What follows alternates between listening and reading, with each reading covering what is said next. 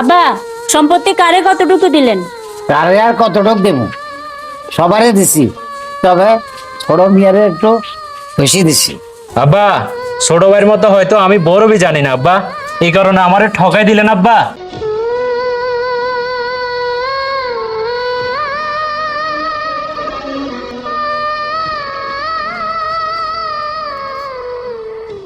রমজান, জি আব্বা, কিছু বলবেন? শরীরের কন্ডিশনটা এত ভালো না।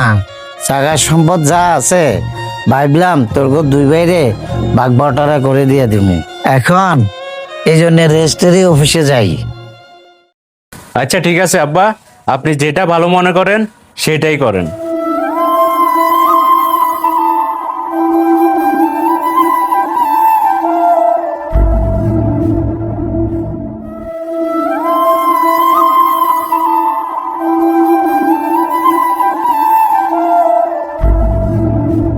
আব্বা, সবকিছু ঠিকঠাক মতো হয়েছে তো? কোনো সমস্যা তো হয় নাই না?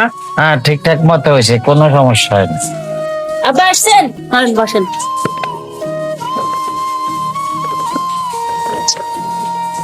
আব্বা, সম্পত্তি কারে কতটুকু দিলেন? যাই দেওয়ার দিছি, এত হিসাব দিতে পারিয়েন নাই। আব্বা, আপনি এটা কি কইলেন? কারে কতটুক দিছেন এটা আমাদের জানার দরকার আছে না? কারে আর কতটুক দেব? সবারই দিছি, তবে ছোট মিয়ারে একটু বেশি দিছি। আব্বা, এটা কোন ধরনের ভাগ করলেন? আপনার সন্তান যা আছে তাদের ভিতরে সমান ভাগ করবেন আপনার সম্পত্তি। এখন ছোট মিয়ারে বেশি দিছেন মানে বুঝলাম না, আপনি এটা কোন ধরনের বিচার করলেন? ছোট মিয়ারে বেশি দেওয়ার কারণ আছে, কারণ ছোট মিয়া প্রবাস থাকি মাথার গাম ফালাই সংসার নিয়ে চালার। ছোট মিয়া বেশি পাওয়ার যোগ্য, সেই কারণে তাকে বেশি দিছি। তোর কোনো আপত্তি আছে না? বাহ আব্বা বাহ, আপনার এই বিচারকে আমি সাধুবাদ জানাই আব্বা। ছোট ভাই অল্প কয়টা দিন পরিবারটা চালাইছে, এই কারণে সে পরিবারের জন্য অনেক কিছু করে ফেলছে। আর আমার দিকটা আব্বা একবারও বিবেচনা করলেন না। শুরু থেকে এ পর্যন্ত পরিবারের জন্য আমি কম করছিলাম আব্বা। আব্বা, আমার কথা কি আপনি ভুলে গেলেন আব্বা? এই ছোট ভাইয়ের বিদেশের লাইন থেকে শুরু করি গড় দুয়ার অর্থ সম্পত্তিতে আমার অবদান কি কম ছিল আব্বা?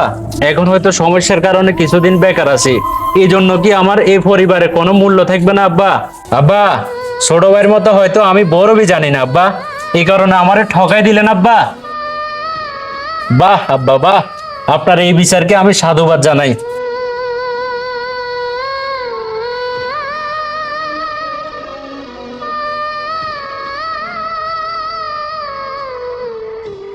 আব্বা, বড় ভাইয়ে যেগুলা বলছে আসলে সত্যি বলছে। আপনি একটু চিন্তা করে দেখিয়েন, আর আপনি এমন কোনো কাজ করিয়েন না যেগুলোর জন্য আল্লাহর কাছে দায় থাকবেন। প্রত্যেক সমাজে কিছু মা বাবা আছে যারা কিনা সন্তানের প্রতি এইরকম অবিচার করে থাকে। যদি ভিডিওটি আপনার জীবনের সাথে মিলে যায় তাহলে শেয়ার দিয়ে আপনার কাছের মানুষকে দেখাতে পারেন।